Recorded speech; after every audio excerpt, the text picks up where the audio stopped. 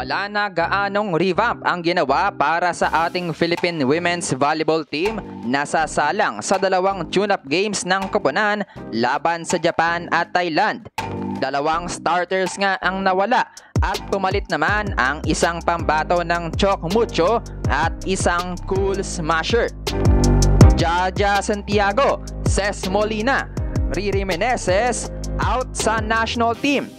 Dalawang Rebisco players pasok. Ang bagong lineup ng Philippine Volleyball Team sa tune-up games ating kilalanin. Pero bago yan mga ka-V-Heads, mag-subscribe ka na sa aking channel at i-click ang notification bell para updated ka sa aking latest videos. Out muna sa pambansang koponan ang dalawang starters ng Pilipinas na sina Jaja Santiago at Ces Molina. Kasama na rin ang top middle blocker ng bansa na si Riri Meneses. Ito nga yung sinasabing pagbabago sa lineup na tinutukoy noon ni PNBF President Tat Suzara at humugot sila ng dalawang players mula sa Rebisco. Ito ay sina power opposite hitter Tots Carlos at quick middle blocker na si Aduke Agunsanya. Ayon sa inilabas na poster ng One Sports, sina Carlos at Agunsanya nga ang kukumpleto sa 13-man lineup na susubok palagan ang Asian powerhouses na Thailand at Japan.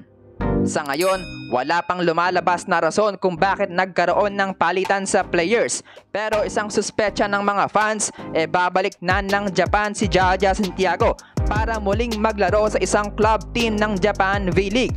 Umuugong na nga rin ang usapan na talagang tatanggapin niya na umano ang offer ng Japan na magpa-naturalize.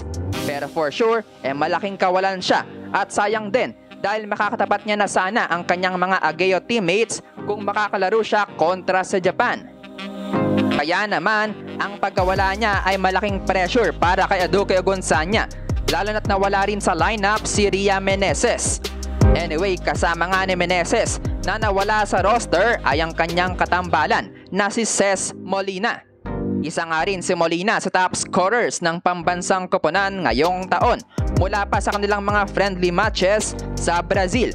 Gayunpaman, good news dahil lang papalit sa kanya ang recent PVL Most Valuable Player o MVP na si Tots Carlos. Definitely, malaking bagay siya para ma-boost ang ating wing spikers na naging problema natin noong SEA Games. So far, wala pang confirmation kung sino sa kanila ni Kat Tolentino ang maglalaro bilang open spiker. Pero sa tingin ko, si Carlos ang mas makakapag-perform sa floor defense.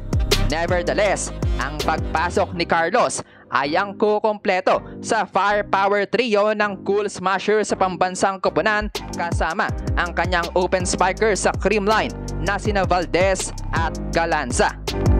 Dahil sa palitan ng players na naganap, narito na ang ating current lineup para sa International Challenge na gaganapin ngayong weekends.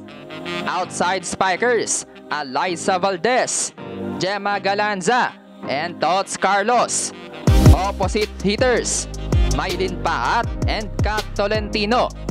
Middle blockers, Kapitana Abby Maranyo, Majoy Baron, Del Palomata at ang newbie na si Aduke Agunsanya. Setters, Iris Tolinada and Kyle Negrito. Para naman sa liberos, Don Macandili and Kat Arado. Sa 13 players, 4 dito ay mula sa Creamline, 4 din mula sa F2 Logistics at 2 mula sa Choco Mucho. Sa coaches, sa tingin ko walang pagbabago. Pero sana magbago na ang performance ng ating team at makapalag naman laban sa Japan at Thailand na by the way, mainit ang performance sa 2022 Volleyball Nations League o VNL na gaganapin mismo sa ating bansa para sa second week edition nito. So far, number 1 sa standings ang undefeated Japan with 4 wins at number 7 naman ang Thailand with 3 wins and 1 loss. Unang makakaharap ng Philippine Women's Volleyball Team ang Thailand na tumalo sa kanila noong SEA Games. Magaganap ito ngayong June 11, 6 o'clock PM. Habang kinabukasan, June 12, ay hahamunin nila ang world number 7 team ng Japan at 4 o'clock PM. So there you have it mga ka-VHeads. Thank you for supporting this channel.